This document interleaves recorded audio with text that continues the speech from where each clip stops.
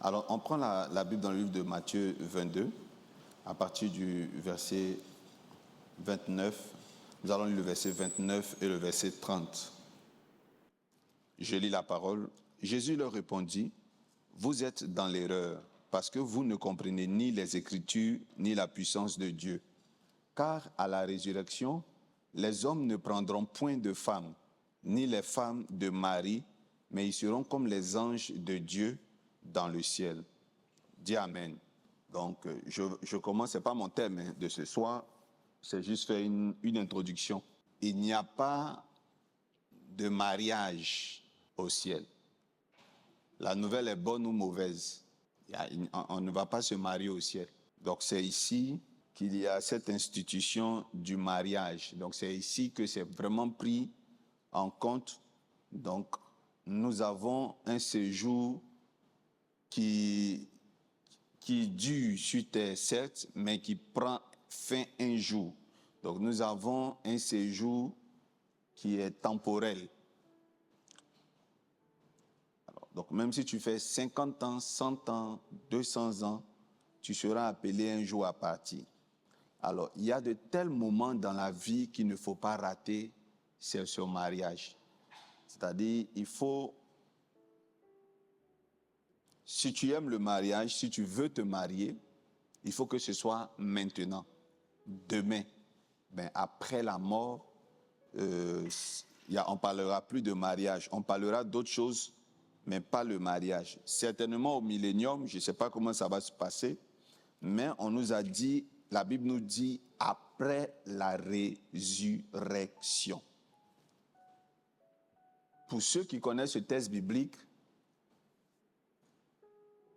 l'utilise comme référence dans la prière. Quand il parle à Dieu, il dit, Seigneur, je veux me marier parce que tu sais qu'après la mort, il n'y a plus de mariage. Mais je veux parler à ceux ou celles qui ne sont pas encore mariés. Vous qui n'êtes pas encore mariés, laissez-moi vous dire déjà, non, vous qui êtes déjà mariés, laissez-moi vous dire que vous pouvez être dans un mariage qui a eu une très belle fête, une très belle coupure de mariage, de gâteau, un mariage où il y a eu beaucoup de danses, beaucoup de boissons, beaucoup à boire, sans que ce ne soit un mariage. Amen. Et je tiens à vous dire qu'il existe autant de personnes mariées qui ne sont pas en réalité mariées que de personnes vraiment mariées. C'est-à-dire le poids est égal. Je répète, pour vous qui êtes mariés, qui me regardez en direct et qui êtes ici dans cette salle,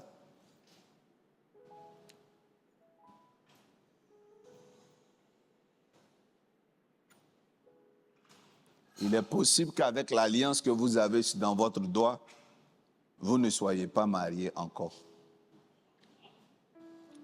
Une fois, une dame est venue me voir. Elle me dit, papa, Dieu ne peut pas laisser faire ça. La Bible dit que personne ne sait pas ce que Dieu a uni. Qui connaît ce texte biblique? Que personne ne sait pas ce que Dieu a uni. Ou Pierrette Adams chante ça. Donc, ne séparez pas ce que Dieu a uni. Personne ne peut séparer ce que Dieu a uni. Les profanes chantent ça. C'est tellement vrai. C'est tellement vrai. C'est tellement biblique que tu dois te séparer, ma fille. Elle dit, oh, tu dois accepter la séparation. Le verset est tellement vrai que tu dois te séparer parce que l'union que tu as le mariage dans lequel tu es n'a jamais été un mariage. Elle dit, mais papa, ça a été béni, le prêtre même, tout ça à l'église comme à la mairie. J'ai dit, mais c'est les hommes de Dieu qui ont scellé le mariage, les hommes de Dieu qui ont scellé, mais Dieu n'était pas là. Dieu n'était pas là. Je ne sais pas si du côté du pastoral, cette franchise est donnée aux fidèles. Je ne sais pas, mais c'est possible parce que c'est biblique, ce que je suis en train de dire. Donc je pense que ce n'est pas la première fois que vous entendez ça. La Bible dit que personne ne sait pas ce que Dieu a. Voilà, c'est clair que personne ne sait pas ce que Dieu a. Et si c'est Satan qui a uni? Si c'est ta chair qui a uni? Si Dieu n'a pas été là au début? La Bible n'a pas dit que personne ne sait pas un mariage. La Bible dit que personne ne sait pas ce que Dieu a uni. On va parler ce soir de mariage prison. L'une des premières causes du mariage prison, ou l'une des réalités du mariage prison, c'est le fait d'être uni à quelqu'un par un mariage célébré à la mairie, par un mariage célébré à l'église, sans pour autant avoir été lié par le sceau de Dieu. Donc, il existe plusieurs couples qui sont dans des relations. Il existe plusieurs couples qui sont unis avec des personnes, des partenaires, et qui souffrent. Il y a des personnes qui sont mariées légalement à la mairie, mais la vie des célibataires est plus enviable que leur vie. C'est cela, mariage, prison. Et quand on est dans les arcanes des amours, on parle des choses qui sont tabous dans l'Église. Bienvenue aux arcanes des amours. Alors, en ce premier jour, on va traiter du premier thème qui est le mariage prison. On va utiliser deux thèmes, le mariage prison. Le deuxième thème, c'est le mariage cercueil. On a 4 jours, donc 2 jours pour le mariage prison et 2 autres jours pour le mariage cercueil. Vous allez pouvoir poser toutes les questions que vous avez envie. N'ayez pas peur. Posez les questions les plus bizarres. Nous allons répondre à ces questions. C'est le mariage prison que j'ai commencé à introduire et que j'ai commencé à définir. La prison nous prive d'une liberté. C'est le cas de certains mariages dans le monde. Vous êtes dans un mariage, vous êtes privé de liberté. Si vous êtes dans un mariage où vous êtes privé de religion, vous êtes dans un mariage prison. Tu as un appel à servir Dieu. Tu as un appel. Dieu t'appelle à le servir, à le prier. Si ton mariage t'empêche d'exercer ta prière et ta foi, tu es dans un mariage prison. Si le mariage t'empêche de manger ce que tu veux, c'est un mariage prison. Si le mariage t'empêche de manger ce que tu aimes, c'est un mariage prison. Si le mariage t'empêche d'être épanoui dans ce que tu aimes faire, c'est un mariage prison. Tu aimes les boîtes de nuit. Ton mari est pasteur. Ma soeur, tu es dans un mariage prison. Parce qu'il ne va jamais te laisser aller en boîte de nuit. Donc, cherche à marier un mari qui correspond à tes folies. Ce n'est pas parce que tu as marié le pasteur que tu es dans bonheur. Tant que tu es dans quelque chose où tu n'es pas libre.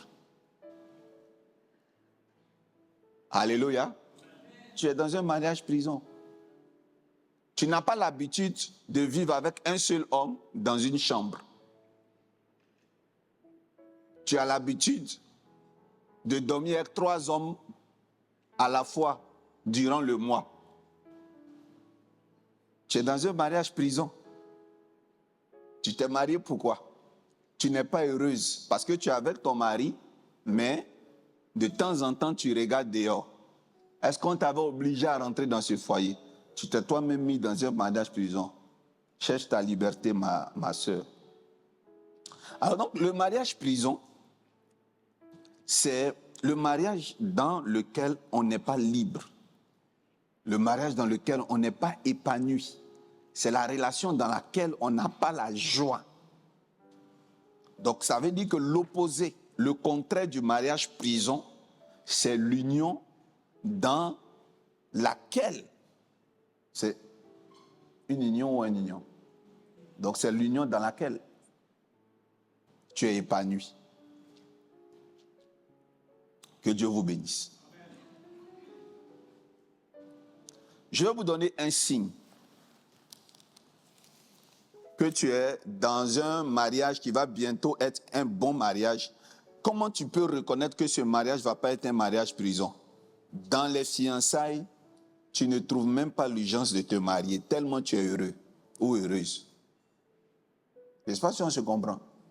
C'est-à-dire que tu es dans une relation, il n'y a même pas mariage à la mairie, il n'y a pas mariage à l'église. Mais tu es en paix, tu vis une vie 10 fois mieux que certaines personnes mariées. Tu es sauvé. C'est clair, non?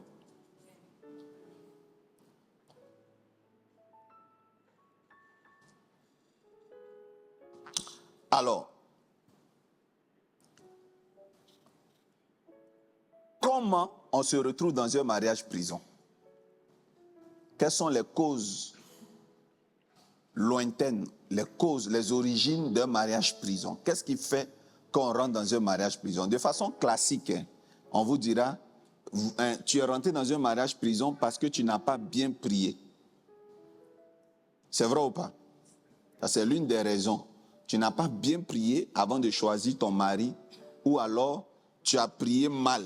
Tu n'as pas consulté Dieu, c'est pour ça que tu es rentré dans un foyer qui te crée la misère. Ça, c'est ce qu'on a l'habitude d'entendre. Mais aujourd'hui, je vais vous parler de la spiritualité, parce que les arcanes des amours, déjà quand vous entendez le thème, ça parle d'un aspect qui va même au-delà de « tu as mal prié ». Je vais vous donner les causes mystiques. Comment? Les causes mystiques. Et ces causes mystiques-là incluent les causes psychologiques, sociologiques, ne vous en faites pas. Mais je vais plus m'accentuer sur les causes mystiques. Vous savez, plusieurs de mes fils, en parlant de moi dehors, disent que notre père spirituel est un très grand coach matrimonial, un très grand consultant, un grand conseiller. J'accepte ce chapeau, mais je pense que je suis encore mieux dans le domaine mystique. J'aime bien rester dans le domaine mystique. Sinon, je donne de bons conseils pour les hommes, les femmes, mais je préfère, et je sais que c'est pour ça que les gens sont là. Ma spécialité, c'est le côté mystique. Oui, la prière est mystique, mais vous savez un peu la nuance et ce que j'ai tente de vous présenter. La prière mal priée, ça empêche, ça amène une femme ou un homme à prendre la mauvaise femme. Quand vous faites des rencontres, priez. Je vais revenir là-dessus. Mais parfois, ce n'est pas le fait de n'avoir pas prié. Parfois, ce n'est pas ça. Matthieu 19, 12. Ce n'est pas le fait de n'avoir pas prié qui est la principale cause du mariage prison. C'est une cause, mais c'est minime. Ce n'est rien. Et on va commencer tout doucement. Priez quand vous êtes en couple avec quelqu'un. Priez quand une personne vous dit « je t'aime ». Priez quand une fille vous montre son amour. Priez quand une fille vous montre sa gentillesse. Priez quand une fille vous plaît. Mais la prière que vous faites n'est pas forcément efficace et ne peut pas vous garantir ou ne peut pas vous éviter un mariage prison. Demandez-moi comment et pourquoi. La Bible dit que Jésus-Christ a prié toute la nuit pour choisir qui? Est-ce que Judas n'était pas à l'intérieur? Donc ce n'est pas parce que tu as prié toute la nuit que ça va t'éviter de marier Judas. Je peux vous poser une question? Est-ce que Jésus-Christ voit moins clair que toi? Jésus-Christ voit clair. Mais pourtant, il y a quelqu'un qui s'est retrouvé dans son groupe. Il s'appelle Judas. La Bible dit que, en plus des 12, et y compris Judas, Jésus-Christ va avoir encore d'autres fidèles. Et donc, il va avoir des fidèles et des fidèles et des fidèles. Et parmi eux, il y a un groupe qui l'approche pour lui demander comment on fait pour devenir puissant, pour gagner le royaume des cieux, tout ça. Je paraphrase. Il leur répond, si vous voulez devenir puissant, vous devez manger ma chair et boire mon sang. Le même soir, ces 70 disciples ont quitté Jésus. Est-ce que je parle à quelqu'un? Les 70 ont quitté Jésus. Ils sont partis. Jésus-Christ avait pourtant prié et je suis convaincu qu'il avait toujours l'habitude de prier pour faire ses choix. J'aimerais vous dire une chose. Les gens qui nous quittent et les gens qui ne nous correspondent pas ne sont pas la conséquence du fait qu'on n'ait pas bien prié, forcément. Quelqu'un a dit amen bien fort. Voilà. Mais ce que je suis en train de dire, je ne suis pas en train de vous encourager à ne pas prier. Je vais juste vous dire que ne culpabilisez pas, pour vous qui êtes en train de vivre une relation difficile, ne culpabilisez pas, ne vous dites pas, oh, je n'ai pas assez prié. Ne dites plus ça, je n'ai pas assez prié. Il y a un autre domaine. Le domaine vient de plus loin que ça. Avant que tu n'aies fait la rencontre, avant que tu ne te sois mis à prier. On appelle ça, dans d'autres courants religieux, on appelle ça le karma. Qu'est-ce qu'il est écrit dans ton sang concernant le mariage? Matthieu 19, verset 12 dit, parle des eunuques. En ce qui concerne le sujet du... Vous voyez, on est dans Matthieu. Hein? Tout à l'heure, l'un des textes que j'ai cités était dans Matthieu. Là, on a été dans Matthieu 20. Et là, on est dans Matthieu 19, 12. Amen. Alors, je lis. À partir du verset 11. Je vais commencer à partir du verset 11. Il leur répondit, tous ne comprennent pas cette parole, mais seulement ceux à qui cela est donné. Car il y a des eunuques qui le sont dès le ventre de leur mère, il y en a qui le sont devenus par les hommes, et il y en a qui se sont rendus tels eux-mêmes à cause du royaume des cieux. Donc, je viens vous dire que le problème de mariage, prison, de célibat, whatever, vient à plusieurs sources, plusieurs origines. Il y en a qui sont nés comme ça. Il y a des femmes qui ne sont pas faites pour se marier, mais qui ont forcé le mariage. Il y en a qu'on a maudits et qui sont aujourd'hui un poids, un fardeau, ou qui vivent le mariage prison. Et puis il y a ceux-mêmes qui se sont mis dedans à cause de leurs paroles. C'est de ça que je veux parler ce soir. Que Dieu vous bénisse. Je vais vous donner plusieurs cas de mariage prison très rapidement parce qu'il ne reste pas assez de temps. Donc on va citer plusieurs types de mariage prison et après je vais vous dire qu'est-ce qui peut être à la base de ça, rapidement. Je vous prends des exemples. Je suis pasteur. C'est-à-dire, je suis pasteur depuis 1997. Donc, j'avais l'âge à peu près du pasteur TI ou du pasteur Dolski Junior. Je ne connais pas trop bien leur âge. À peu près, je pense que je devais être dans cette tranche d'âge ou légèrement moins. En 1997. Donc, ils sont pasteurs bien avant l'âge que j'avais. Et ils ont commencé tôt. Si j'avais commencé à leur âge, aujourd'hui, on n'allait pas m'attraper. C'est vraiment une grâce d'avoir commencé tôt et je vous envie. Donc, je commence à servir Dieu et donc, je suis à mon palmarès d'écoute de plusieurs types et catégories de personnes, dont des catégories de problèmes. Donc, dans ma vie de pasteur, j'ai tellement d'histoires que j'ai entendues. Et la plupart du temps, quand je prêche, je me réfère à des histoires vraies que j'ai vécues. Sans nommer toutefois mes enfants spirituels, je les protège. Parfois, ils sont dans le peuple, elles sont dans le peuple. Elles savent que je parle d'elles, mais elles savent que leur témoignage est utile pour mon mémoire quand je vous enseigne, pour mes thèses. Donc, je crois que j'ai votre bénédiction, les enfants spirituels. Vous allez si souvent entendre vos histoires ici, mais je n'ai pas dit votre nom. Que Dieu vous bénisse. Que Dieu vous bénisse. Mes enfants spirituels, comment je les connais? C'est la femme. C'est la femme qui vient me voir et qui me dit, maman, papa, je me suis marié, ça fait 8 ans. 8 ans. Mon mari est parti, il n'a pas pu avoir ses papiers, il allait se chercher depuis des années. Dès qu'il s'est marié, il est parti, il n'a pas de papiers.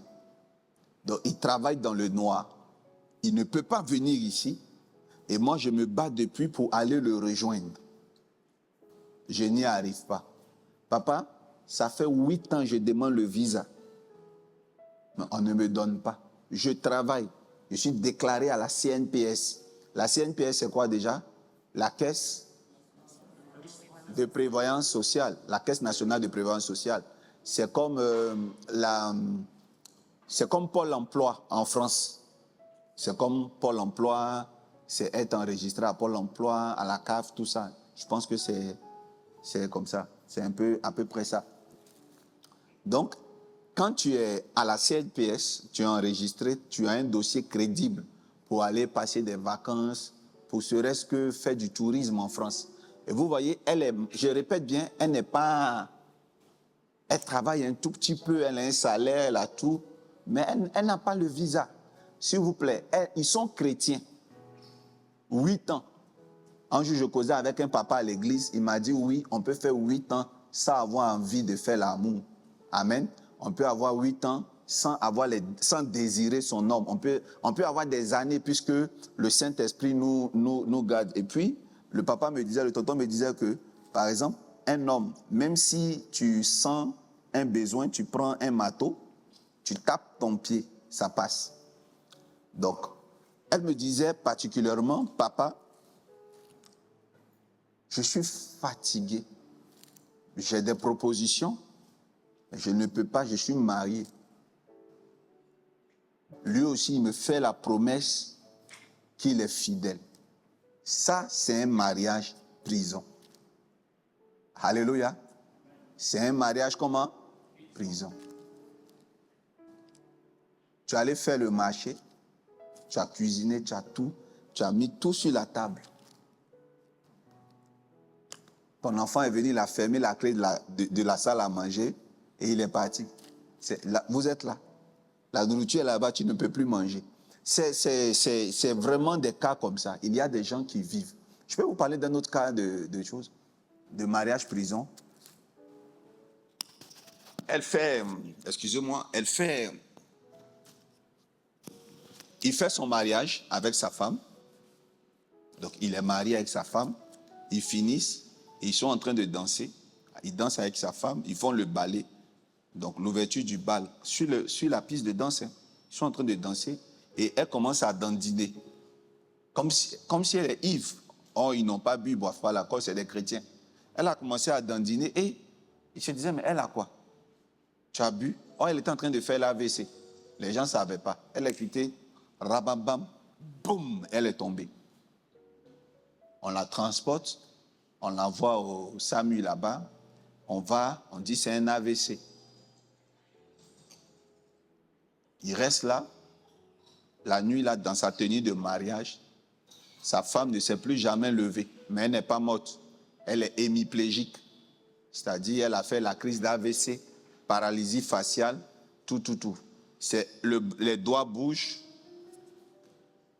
mais les pieds ne peuvent plus elle ne peut plus. Donc, sa femme est couchée. Donc, il doit la porter, la transporter. J'espère que on se comprend. Donc, il est dans un mariage avec une femme qui est couchée toute la vie. Et pour lui, les prières sont fortes. On priait déjà pour qu'elle se lève, pour que ça aille. Mais tout le long du mariage, quand elle était couchée, il y a des solutions, non? Pour lui, quand c'est l'homme. Mais j'ai aussi croisé des cas où c'est l'homme qui est tombé. Il est hémiplégique aussi. Et c'est les 4 membres, plus le 5e membre. Les 5 sont tombés. Et la femme est dans un mariage où l'homme est couché, il est paralysé. C'est-à-dire, à peine elle se marie, 6 mois après, le mari tombe paralysé. Qui connaît ce genre de cas? Qui a une tante, une soeur, une personne qui est avec un homme qui est mort, mais qui est végétatif? Waouh! C'est ce qu'on appelle le mariage prison. Je suis dans un mariage, mais mon homme, je ne peux pas me balader avec lui. Je ne peux pas. Je ne peux rien faire. C'est un mariage comment? Prison. Je veux bénir Dieu et féliciter tous mes enfants spirituels. Je veux féliciter tous les hommes. Je veux féliciter tous ceux-là qui, dans ce genre de période de leur épouse, sont restés fidèles jusqu'au bout, jusqu'à la fin.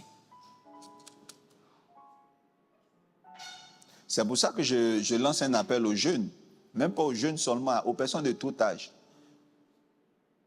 Votre mariage peut être également basé sur le physique, mais tout ne doit pas tourner autour du physique. Alléluia. Ça compte le physique.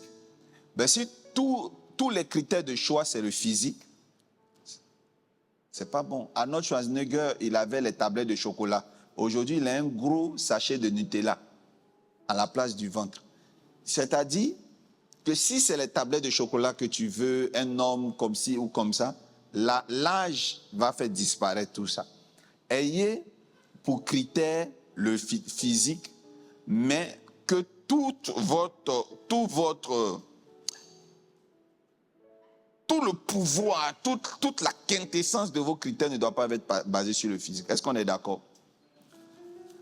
Mettez en commentaire d'autres types de mariage prison que vous connaissez. D'autres exemples que vous avez vécus. Je vais prendre un dernier exemple.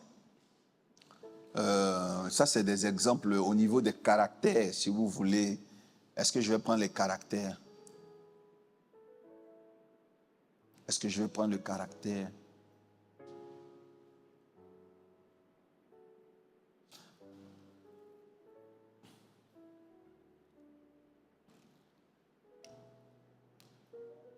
Je me rappelle une année à Mbado, mais il a été guéri. C'est un frère qui travaillait dans les hautes tensions. Je ne sais pas s'il travaillait pour une compagnie de télécom ou pour une compagnie d'électricité, mais ils sont toujours sur les hautes tensions en train de faire des dépannages. Et puis, il a été court-circuité en haut. Il n'est pas mort. Depuis qu'il a été court-circuité, et chose comme on appelle ça, son bâton d'Aaron ne pousse plus de fleurs. Son bâton ne se lève plus. C'est un problème ou pas? Et il venait à peine de se marier, il était nouveau marié, ça faisait, je crois, ça faisait pas longtemps. Et puis en même temps, l'accident lui est arrivé. Donc, c'était supportable quand même, hein, puisque ça ne datait pas. Je m'étais demandé, s'ils n'étaient pas venus tôt à Jésus, s'ils n'étaient pas venus tôt à l'église, ça allait faire comment? Parce que il ne peut plus faire. Ils se concentrent, ils font tout. Elle chante, elle fait tout pour lui. Mais le bâton refuse. Ça arrive, hein. Voilà, on essaie de réveiller comme on peut, tout, l'eau glacée, l'eau chaude, mais il a été électrocuté. Est-ce que ça, on peut citer ça dans le mariage prison? Je pense qu'on ne cite pas, puisque, bon, dans tous les cas, le mariage, ce n'est pas le sexe forcément, hein, c'est vrai, non? C'est pas le sexe. Donc ça, c'est pas le mariage prison. Ou bien les sœurs? Je pense pas, hein, ça, c'est pas mariage prison. Bon, je dois prendre un autre exemple, n'est-ce pas? Alors, maintenant, laissez-moi vous faire une révélation. Je vous fais une révélation. La révélation est que, amen, c'est souvent spirituel. C'est souvent spirituel. On a dit sur ta vie que tu ne vas pas te marier. Parfois, tu pries un peu à l'église évangélique. Dieu fait briller ta vie. Il te cache. Tu te maries. Tu as dribblé. On appelle ça, tu as dribblé tes sorciers. Tu as réussi à te marier. Ils disent, ah bon? Bon. Il faut savoir, mon frère, ma soeur, que tu as réussi à célébrer ton mariage. Mais ce que nous, on avait dit là, ça demeure. Je ne sais pas si vous comprenez. Tu as réussi ton mariage, certes, mais tu n'es pas marié. Donc, si le sorcier a un pied sur toi, l'une des choses qui va t'arriver, si le sorcier a un pied sur ton mariage, l'une des choses qui peut t'arriver de bien, c'est d'aller à la mairie. Mais le vital même du mariage, tu ne vas pas le vivre. Le mariage, ce n'est pas l'alliance, ce n'est pas la bague. Le mariage, ce n'est pas le gâteau qu'on coupe. Le mariage, c'est le bonheur qu'on vit avec la personne qu'on aime. C'est pour ça que Jésus a dit clairement dans les textes. Il dit que ton oui soit quoi? Il ne parlait pas du oui de la mairie. Hein? Il ne parlait pas du oui de la mairie. Il parlait du oui que tu accordes à une personne même dans le secret. Qui a dit amen bien? Il ne parlait pas du oui. On ne parlait pas de mairie là-bas. Ton oui.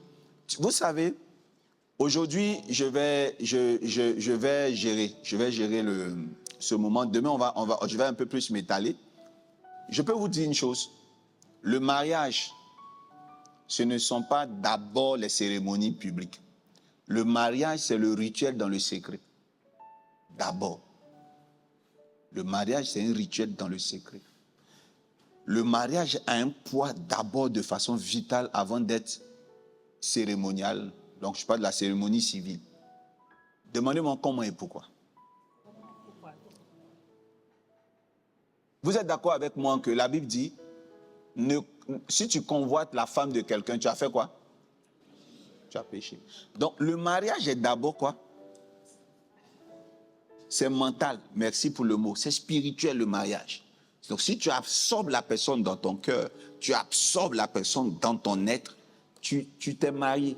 Comment les gens ont capté les maris de nuit et les femmes de nuit? C'est à force de pensées de volupté qu'ils se sont mariés spirituellement avec les esprits. À force d'envie.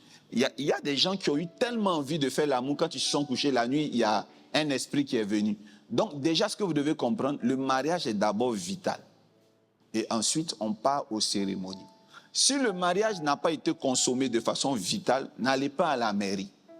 Parce que si vous allez à la mairie, il n'y aura rien. Après, chacun a sa raison. Chacun a son... Comment on appelle ça? C'est la raison, non? Chacun a une raison pour laquelle il se marie. D'autres, ils veulent juste être mariés, sortir de la famille, qu'on dise au quartier qu'ils sont mariés. Amen. Certains se sont mariés parce qu'on a dit ce poste-là, on va te le donner. Mais en toute franchise, le mariage, c'est d'abord ce qui se passe dans le cœur et dans la vie spirituelle. Regardez bien les visages dehors. Regardez bien les visages même à l'église. Il y a plusieurs femmes et plusieurs hommes qui regrettent, mais qui ne peuvent pas sortir. Il y a plusieurs femmes et plusieurs hommes qui regrettent, mais ils sont dedans comme ça. On va faire avec. Alors, cette semaine, toi qui es dans un mariage prison, tu en seras libéré au nom de Jésus. Ton amen est faible. Alors, pour tendre vers la fin, on va parler d'un type de mariage qui concerne une catégorie de personnes qui ne se sentent pas concernées par les arcanes des amours. Quand on arrive en février, ils disent, nous on n'est pas concernés, nous les célibataires. Tu es concerné?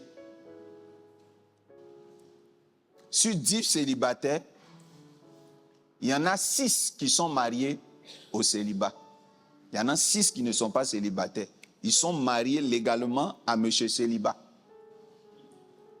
Le célibat est un mariage avec une personne qui s'appelle célibataire.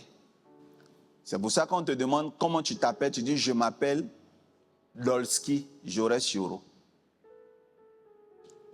On demande à ton épouse comment elle s'appelle. Elle a un nom. Mais elle va dire le nom de son mari avant de dire son nom. Ma soeur, quand on te demande ton statut, tu dis « je suis célibataire ». C'est souvent ton nom de famille ou c'est ton nom de mariage. Et ce célibataire-là, ce célibat-là, c'est un esprit jaloux qui ne veut pas voir un homme rentrer dans ta vie. Il s'appelle célibataire. Quand tu es dans ce mariage, tu es dans un mariage prison. Ton célibat est la meilleure vie. Dès que tu es avec quelqu'un, tu vis la misère. Tu n'as jamais été dans une relation où on te prend bien. Tu n'as jamais été dans une relation où on te chérit. Tu n'as jamais été dans une relation où on te respecte. C'est que tu es marié à célibat. Toi aussi, tu as besoin de délivrance durant cette accord des amours. Il y a des militaires, des gendarmes, des policiers, aussi des hommes de Dieu qui sont mariés à célibataires. Que ce divorce soit fait dans le nom puissant de Jésus-Christ de Nazareth.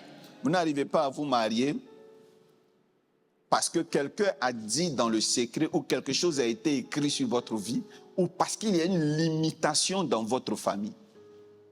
Il faut que cette limitation soit brisée. Alors, quelle est la première cause, c'est-à-dire quel est le premier malheur que provoque le mariage prison? Le premier malheur, c'est le manque d'affection. Si tu manques d'affection, si tu en demandes trop, si tu quémandes l'affection, si tu croyais que tu étais dans un mariage, sache que oui, tu es dans un mariage, mais un mariage prison. Deuxième liberté, deuxième privilège que le mariage prison t'arrache, c'est une vie sexuelle épanouie.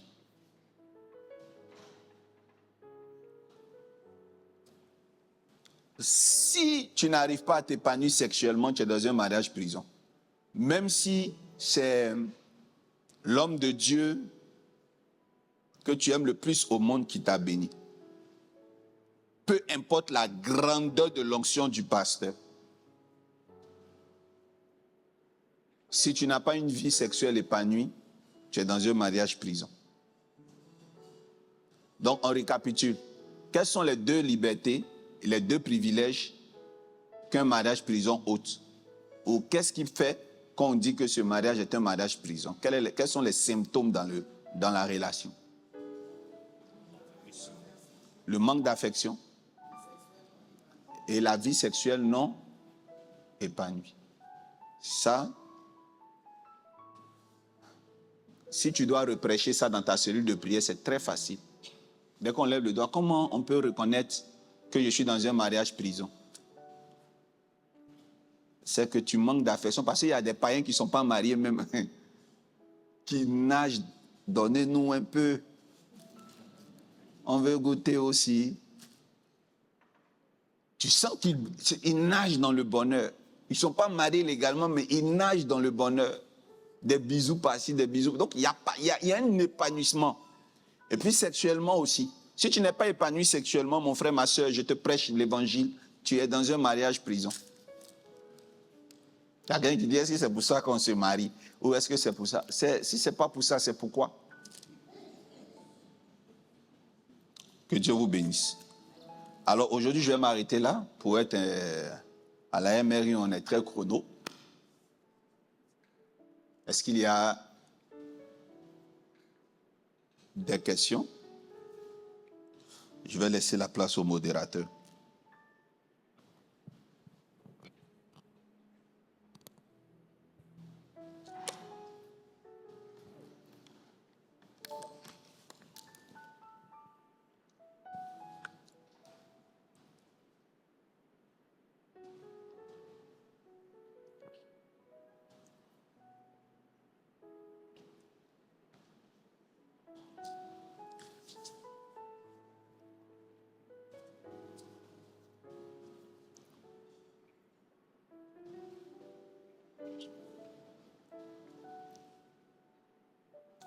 Alors, je vais utiliser le temps des recherches pour... Ouais, donc, je crois que c'est bon là.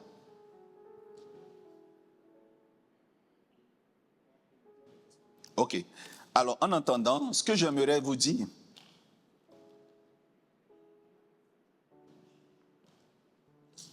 prenez au sérieux le thème Les arcanes des amours chaque année. Et vous, si vous avez remarqué, nous reconduisons toujours le thème mariage-prison. Une église qui n'accorde pas un moment pour parler de tout ce qui est relations amoureuses et autres, c'est une église qui ne veut pas combattre le diable ou qui ne veut pas le bien de son église. Ça ne devait pas être un sujet tabou. Vous savez pourquoi? L'une des premières choses que le diable a attaquées sur terre, c'est le couple, Adam et Ève. La tentative de Lucifer, de Satan, était de mettre Adam et Ève en palabre. Je ne sais pas si quelqu'un comprend ce que je veux dire. En allant tromper la dame, la femme a trompé son mari. Quand Dieu demande, pourquoi Adam tu as fait ça? Qu'est-ce qu'Adam a fait? Il a accusé sa femme. Et quand on demande à la femme, qui a fait ça? La femme dit, c'est le... Je vous assure que si la femme s'était plainte à l'homme, ou que l'homme s'était plaint de la femme après, il se serait divisé.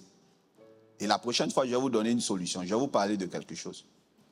En chaque fois qu'il aurait un problème dans le couple, vous devez créer ce qu'on appelle les consensus et les concessions.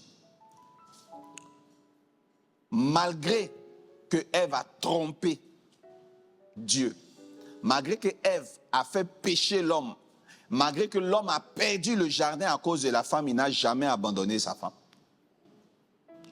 Mais si la femme avait dit à Adam, c'est parce que tu ne m'as pas gardé, c'est parce que tu n'étais pas à mes côtés. Si tu étais là, mes petits soins là, je ne serais pas allé voir Monsieur Serpent. Vrai ou faux? Vérité. La femme non plus, l'homme non plus n'a pas harcelé la femme en lui disant, à cause de toi, on a perdu. À cause de toi, on a perdu. Ce sont ces petits-enfants qui accusent toujours Ève. Sinon, lui, il ne l'a jamais fait. C'est nous qui disons, si Ève n'avait pas péché. Mais il n'est écrit nulle part que Adam a rappelé cette faute-là à sa femme. Donc, c'est un conseil de vie. Si vous choisissez de vivre avec une personne que vous avez pardonnée, ne lui rappelez pas toujours ses fautes. Soit vous arrêtez, mais si vous décidez de continuer, ne lui rappelez pas toujours ses fautes. Ne rappelez pas toujours à votre homme ses fautes, ça crée la division. Donc je reviens pour dire que le serpent a toujours voulu diviser les couples. C'est pour ça que nous devons comprendre une chose. Dieu va toujours inspirer ses prophètes pour donner un jour, serait-ce qu'une semaine, pour travailler sur ce sujet. Voilà un peu la vision des arcanes des amours. C'est une bonne vision ou pas? Voilà. Donc on parle de l'amour, on parle des célibataires. Demain, on va se montrer les choses. Amen. Alors, nous allons passer à la rubrique des questions. Cette année, les questions s'appellent Cassement. Non. Cassons les papos. Cassons les papos bibliques. Alors, papa, nous avons reçu la question d'une internaute. Elle dit, dans l'attente d'une résolution par les moyens spirituels suivant les recommandations que vous venez de nous donner, est-il permis de compenser l'insatisfaction sexuelle avec son partenaire par des masturbations? Ou est-ce que le partenaire insatisfait devrait prier le Saint-Esprit pour lui peut-être peut ôter tout désir sexuel? C'est dans quel contexte? Ça, c'est dans quel contexte? Quand soit l'époux est paralysé? Oui. Ou voilà, le mariage à distance, c'est ça? Oui, le mariage à distance, oui. Je comprends bien. Oui. Donc, en entendant, c'est bien, c'est ça, hein? C'est ça. Donc, en entendant que quoi? Qu'on trouve des solutions spirituelles, qu'on brise les limitations de famille, est-ce que le couple peut se masturber? C'est direct, hein? On ne peut pas utiliser le mot autosatisfait, quelque chose comme ça. Nous sommes dans la rubrique Cassons les papos. Donc nous sommes directs. D'accord, on va casser. Nous sommes entre adultes. Amen. Donc, allez, faites dormir les enfants. Faites dormir les enfants. Ok. Bon, déjà, c'est vrai, il faut y penser. Il faut y penser. Les solutions, généralement, c'est de jeûner, de prier pour que Dieu crée le regroupement. Par exemple, pour le couple dont j'ai parlé, qui était séparé depuis 8 ans, finalement, elle a pu avoir le visa. Elle a eu un visa de 3 mois. Et quand les 3 mois étaient en train de s'épuiser, elle a appelé pour demander si elle doit rentrer pour qu'on prie encore pour qu'elle retourne. Mais je ne vous dirai pas la réponse que je lui ai donnée. Je ne peux pas dire ça à la télé, mais en tout cas, ils se sont débrouillés. Si elle est revenue, si elle est restée, la suite, demain, on va en parler. Mais le problème a été résolu. Il y a une chose que vous devez savoir, il y a une solution, il faut prier Dieu. Mais maintenant, pour ce qui est la question de la masturbation, c'est une question qui est à la fois tabou et à la fois non tabou, parce que les hommes de Dieu se prononcent sur la masturbation. La masturbation est un péché, selon ce qu'on entend du courant normal de la théologie traditionnelle. Donc la masturbation est un péché. Et il y a un autre courant de démonologie qui dit que la masturbation entraîne la pauvreté, la poisse, de l'argent, ça empêche d'être béni financièrement, ça crée la main sèche. Et puis ça crée les succubes et les incubes. Le vendredi, nous aurons l'avis d'un gynécologue, parce que ça peut avoir des conséquences sur la santé, la masturbation. Ça peut avoir des conséquences sur la santé. Je ne suis pas très bien placé. C'est vrai que j'ai une bonne culture générale. Je ne sais pas. Le prophète Lange, est-ce que la masturbation rend malade? D'accord. En toute chose, tout abus nuit, il disait. D'accord. Mais et le non-abus? Le fait 2 fois dans la semaine? Techniquement, scientifiquement, le non-abus, si c'est dans des conditions hygiéniques optimales, il y a... Et si c'est dans des conditions hygiéniques optimales, combien de fois dans la semaine? Non, mais en fait, ça dépend de chaque corps, de chaque organisme. On va laisser ces questions-là le vendredi. Voilà. C'est pas qu'on veut mettre le suspense, mais on a un docteur qui va nous parler du côté physique. Alors, je ne sais pas si je regarde, Kekeli, cette caméra, c'est ça? C'est ici que je regarde. Je veux m'adresser à tous ceux qui me suivent. La masturbation est une pratique sexuelle qui n'a pas été contredite dans la parole de Dieu. La masturbation est une issue très, très, très, très efficace pour ce genre de situation. Donc, la masturbation n'est pas interdite dans la Bible, sinon il n'y a pas de trace dans la parole de Dieu qui interdit la masturbation. La masturbation n'est pas une souillure. Dans les Lévitiques, quand on cite les souillures, on ne parle pas de la malédiction de la masturbation. On ne parle pas de la malédiction de la masturbation, mais on parle de masturbation dans la Bible. Et il y a de façon fragmentaire une histoire qui traite de la masturbation. Et tout à l'heure, je vais vous lire rapidement cela. Mais ce texte ne parle pas d'interdiction de la masturbation. Donc, ce qui est plus conseillé par des conseillers matrimoniaux, parce que c'est rare d'entendre ce conseil dans l'Église, c'est l'acte de la masturbation. La masturbation, c'est se faire l'amour à soi-même. Si je veux traiter ce sujet, d'autres questions vont revenir.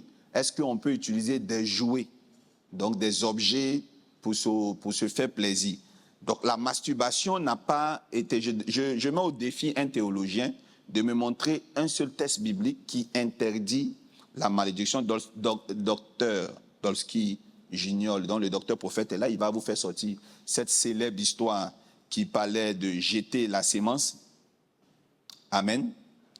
Dans Genèse 39 et Genèse 38 à partir du verset 9. On va aller même un peu plus tôt.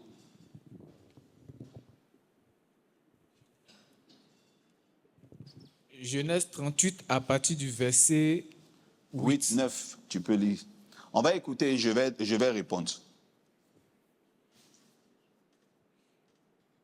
Verset 8.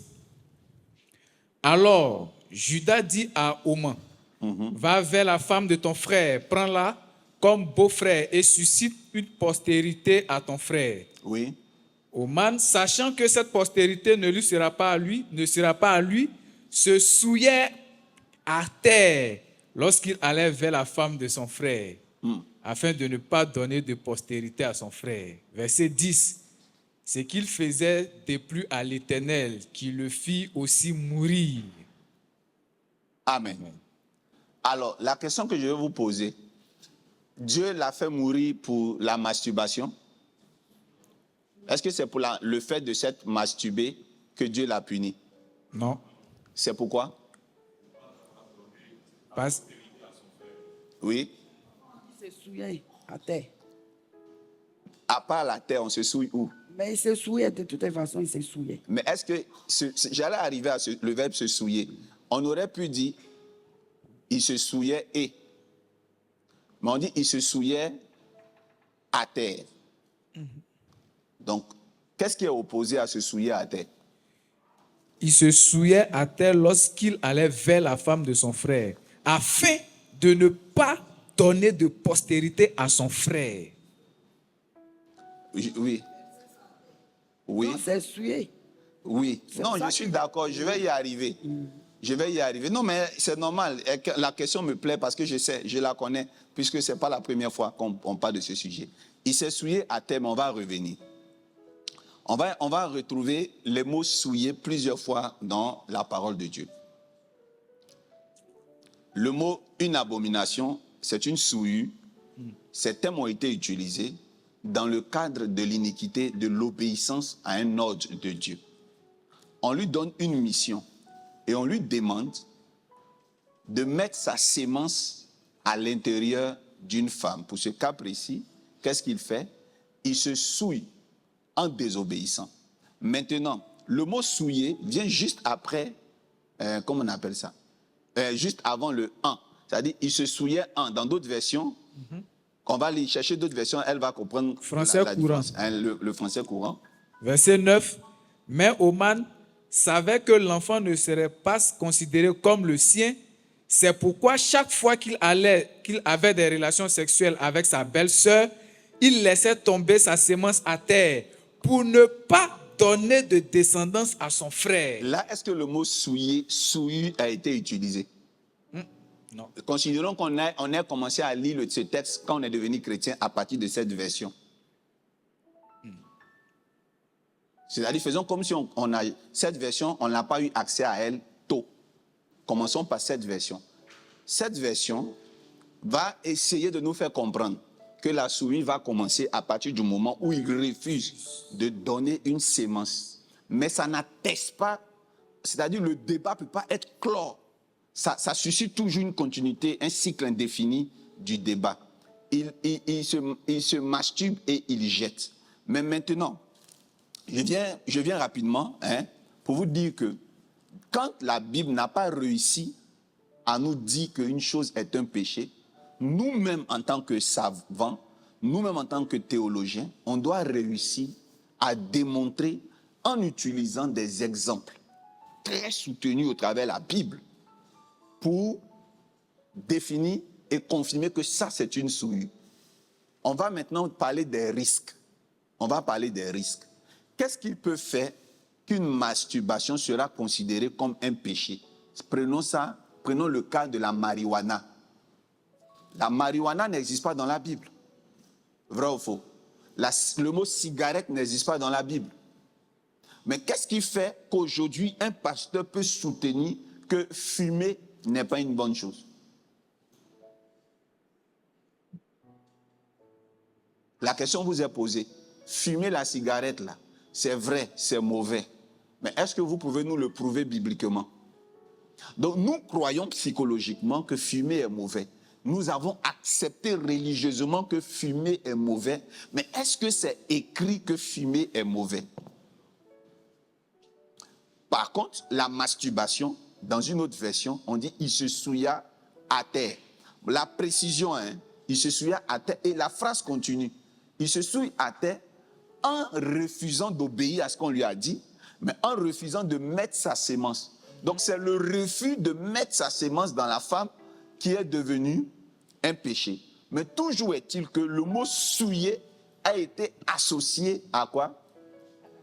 à l'acte sexuel. Maintenant, je vais vous parler en docteur de la loi. S'il vous plaît, est-ce que vous savez, dans le livre de Lévitique 15, est-ce que vous savez que simplement avoir la gonorrhée, que vous appelez chopis, lorsque le pus sort, c'est ça, non, docteur, qu'on a lu aujourd'hui? C'est Lévitique 15. Verset 10. À partir du verset 8, Lévitique 15. à partir du verset 1 jusqu'au verset 18, on peut lire. Ce qui va Français courant. Uh-huh. Lévitique 15, français courant. À partir du verset 2. Communiquez ceci aux Israélites. Quand un homme est atteint d'une infection de ses organes sexuels, l'écoulement qui en résulte est impur. Amen. Amen. C'est bon? Maman, le pus qui sort du bâton d'Aaron, là, issu d'une maladie, est une souillure.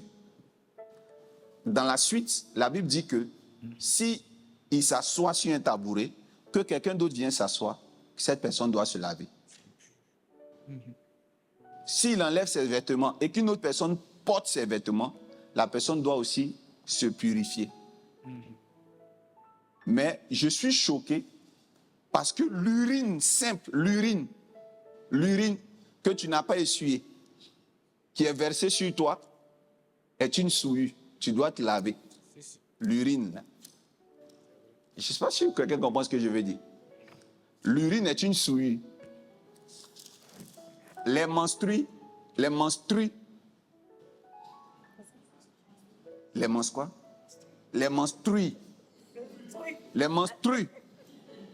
est-ce que les menstrues constituent une souillure? Est-ce que ça constitue une souillure? Alors, je peux poser une question. Est-ce qu'une femme qui vient de se salir avec ses menstrues est en abomination à Dieu? Mais est-ce qu'elle est souillée? Très bien. Est-ce que les spermes qui sortent, que tu as manipulé, t'a souillé ou pas? Mais est-ce que c'est une abomination faussement si on veut comparer aux menstrues? C'est psychologique parfois, notre manière d'absorber la parole de Dieu. Il y a des choses qu'on justifie et il y a des choses qu'on refuse de justifier à cause des fables. Il y a des petites histoires africaines qu'on raconte qui restent dans notre tête et on pense que c'est la Bible. L'urine, les selles.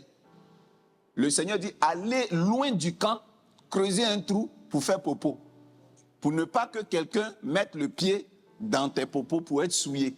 Si quelqu'un met ses pieds dans ton popo, tu as péché contre cette personne. Je ne sais pas si on se comprend. Donc l'urine, toutes les sécrétions de cette même famille-là sont des souillures, mais temporelles. On est d'accord? Sont des souillures temporelles. J'aimerais dire à quelqu'un, ce que vous ne savez pas,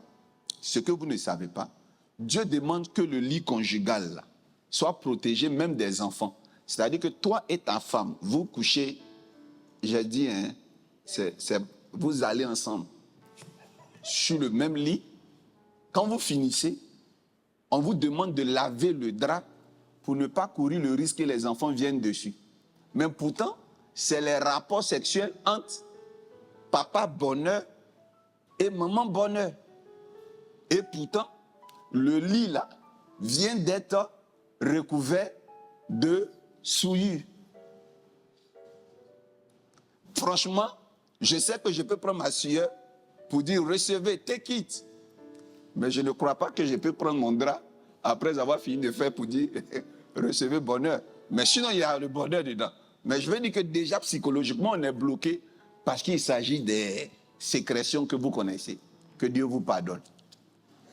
Donc, maman, je suis d'accord que ce soit une souillure. Je suis d'accord que ce soit une... Le mot souillure a été utilisé, n'est-ce pas? Parce qu'il s'agissait des sécrétions et nous étions dans la période lévitique où lorsqu'une femme a des menstrues, il faut faire telle cérémonie. Mais est-ce que les cérémonies là sont faites aujourd'hui? Jésus-Christ est venu. Il est mort à la croix. Il y a des souillures qui ne sont plus considérées comme des souillures, comme les menstrues. Aujourd'hui, une femme peut prendre le micro, elle a un menstru, elle peut prendre le micro pour prêcher. On voit ça dans des églises. À la MRS, on fait ça, non. Mais une femme elle peut avoir le micro, pourtant elle n'est pas dans son bon jour. Il y a des femmes qui ne sont pas dans leur bon jour, mais qui se baptisent avant d'autres personnes qui rentrent dans l'eau. Nous sommes en 2024. La question revient. Si on ne se masturbe pas, comment une personne peut gérer ses envies loin de son mari pendant 8 ans? C'est ce qu'on demande au pasteur de nous donner comme solution. Pasteur, si on ne se masturbe pas, on fait comment? J'ai entendu que le Saint-Esprit peut empêcher cela. Moi, je pose une question aux femmes. Est-ce qu'une femme peut tenir? Tu t'es marié, hein? Tu as ton pain qui est là, tu le connais. Est-ce que tu peux faire 8 ans sans avoir de rapport sexuel? Il n'y a pas eu palabre. Les femmes disent généralement que oui, une femme peut rester même 10 ans sans avoir de rapport. Ça, on va demander au médecin ce vendredi. Personnellement, ça n'engage que moi seul. Je ne crois pas. Je ne sais pas, mais je suis honnête. Je ne crois pas. Je ne crois pas à une femme qui n'a pas d'envie qui n'a aucune envie. Je ne crois pas à une femme qui n'a pas d'envie pendant même 6 mois. Mais une femme qui ne fait pas, qui n'a pas de rapport, je crois. Mais une femme qui n'a pas d'envie, moi, je ne crois pas. Mais je vous assure que plusieurs de mes filles m'ont dit, elles n'ont pas d'envie. Mais je connais l'ego. Ça peut être l'ego. Je suis incrédule. Franchement, je suis incrédule. Quand on allait à l'école, on nous a dit que l'humain est d'abord un mammifère. Or, en zoologie, les mammifères ont au moins un temps qu'on appelle la période de chaleur. Donc, si on me dit qu'une femme n'a pas de période où elle a envie, de façon intermittente ou de façon sinusoïdale, je me dis que ça doit être pour bluffer. Mais bon, on a une femme ici, elle va témoigner en votre nom, vous tous.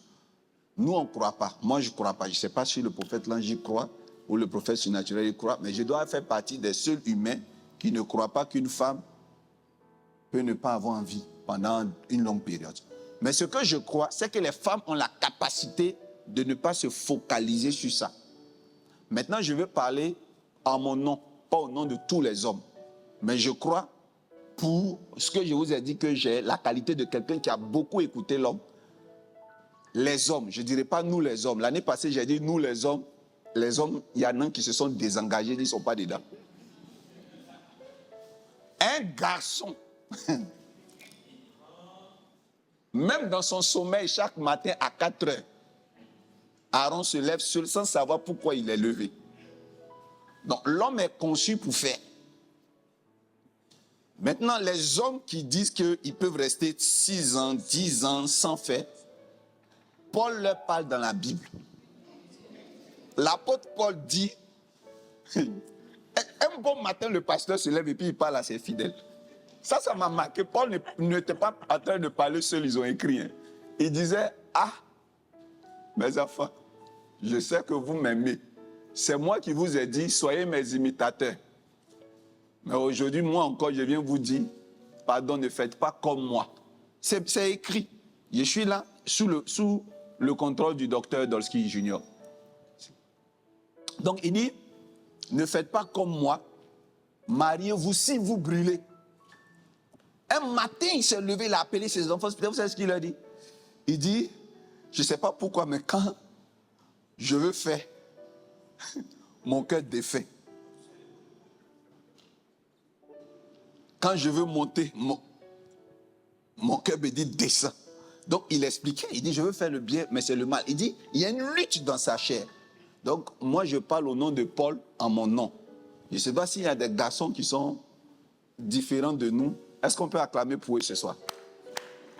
Vraiment, venez nous imposer les mains.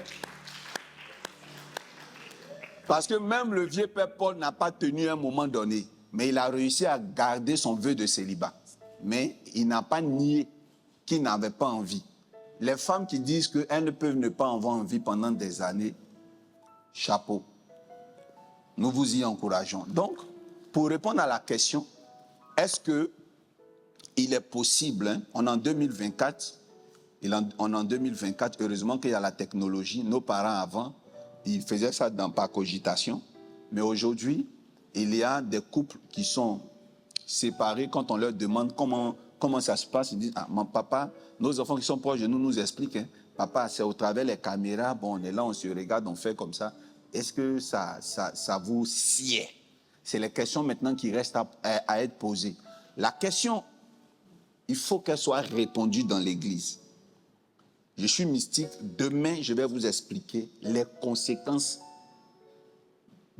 diaboliques de la masturbation. Est-ce que vous savez qu'il y a des conséquences diaboliques dans l'adultère? Quand tu commets l'adultère, il y a des conséquences. Quand tu voles, il y a des conséquences. Maintenant, on va revenir. Est-ce que vous savez que quand vous mangez à l'excès de table, il y a des conséquences? Quand vous avez des rapports régulièrement avec votre propre épouse, tous les jours, à tout temps, il y a des conséquences. Donc, comme l'homme de Dieu l'a dit, il y a des exagérations. Demain, je vais vous répondre davantage. Je vais vous dire, est-ce que vous êtes permis de vous masturber? Si oui, pourquoi? Comment? Les conséquences. Que Dieu vous bénisse. Amen. Je veux vraiment qu'on puisse respecter le temps. Donc, je vais m'arrêter là. Je pense que je n'ai pas suffisamment de temps pour démontrer parce que c'est un sujet très sensible hein, quand on parle de la masturbation. Pour avoir été en démonologie, Baptiste Œuvre Mission, pour avoir été un peu dans le côté de la délivrance, Assemblée de Dieu, je connais les mentalités et les forteresses liées à ça. Donc, je ne peux pas prendre 1 minute pour répondre à ça, sinon ça peut créer assez de polémiques. Donc, demain, je vais prendre le temps de mieux vous développer cela. Que Dieu vous bénisse. Amen. Et puis, pour ceux qui peuvent faire 7 ans sans avoir envie, aïe. Amen. Ok, tu veux surfer? On va clapper les doigts en remerciement pour tout ce qui nous a été enseigné ce soir. Merci, Papa Daddy. Comme tu l'as dit tout à l'heure, c'est vrai qu'on n'a pas assez de temps. Et demain, on va se faire le luxe d'être beaucoup plus large sur ce sujet-là. Parce que nous avons énormément de questions par rapport à cela. Les chrétiens sont de plus en plus soulagés quand il y a ce genre de séminaire, ce genre d'enseignement, parce qu'il y a tellement de tabous et malheureusement, nombreux sont les chrétiens qui n'arrivent pas à poser ce genre de questions à les pasteurs. Et du coup, ils se musellent dans leur ignorance et ça cause beaucoup de problèmes dans les foyers. Et les arcanes de l'amour sont un plateau, sont une plateforme d'enseignement sur tous ces sujets-là, afin que nous, les chrétiens, nous soyons véritablement épanouis, non seulement dans notre mariage, mais sur tout ce qui compose le mariage, et le sexe en fait partie. Amen. Donc ce soir, papa, nous allons nous arrêter là. Yeah. Et demain, nous allons continuer avec les questions. Nous en avons déjà recensé plusieurs, et demain, nous allons les poser. Ok, super. Alors, on acclame le Seigneur pour la parole de Dieu. On a terminé. La question, je veux qu'on réponde à cette question. Qui a posé la question tout à l'heure? C'est maman Nassa. Non. Concernant non, c'est elle qui est revenue là-dessus sur le oui, sujet. Oui, et la question a été posée par le président. Et maman Nassa a dit quelque chose de très important concernant la souillure. Alors moi, je vais répondre en posant une question. Vous connaissez l'insémination? Oui. Vous connaissez l'insémination? Oui. Très bien. Est-ce que vous connaissez aussi le test pour le spermogramme? Oui. Le test de spermogramme pour voir comment le sperme d'une personne est. Je vais poser une question. Est-ce qu'un chrétien peut le faire? Un chrétien qui a l'azospermie, est-ce qu'il peut faire cet examen? On ne me répond plus. Hein? Oui, il peut le faire. Mais on le fait comment?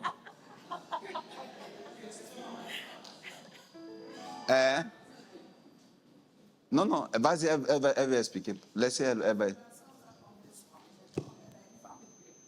Non, oui, on met dans une femme. Non, là, il n'y a pas de souci. Ah, donc c'est le fait de jeter à terre qui est le problème. Mais sinon, prendre la main pour faire cloco là-bas, ce n'est pas un problème. Parce que oui, elle a raison, parce que la masturbation a 2 étapes.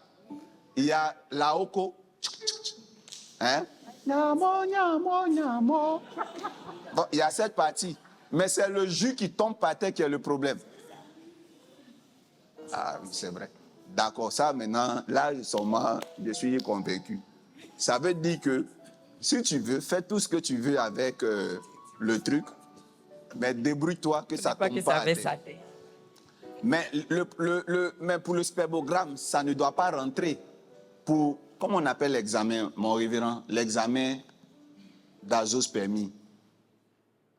L'examen pour voir si tes spermes sont en bonne santé. Oui, le spermogramme. C'est le spermogramme. Voilà. Cet examen ne consiste pas à prendre le sperme pour le mettre dans une femme. Ça consiste juste à connaître le bilan de santé de tes amis.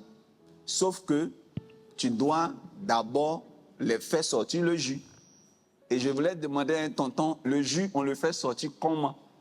Et est-ce qu'un chrétien peut faire cet examen? C'est ce que je voulais juste poser comme question. Demain, on se retrouve. Amen.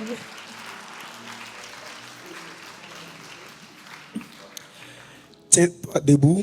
Je voudrais poser une question peut-être pour demain aussi ou aujourd'hui.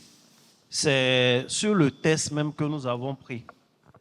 Je veux bien comprendre, est-ce que au fond, ce test-là parle de masturbation? Puisque tel que nous lisons, il est clair que le monsieur Onan, il a des rapports sexuels avec une dame.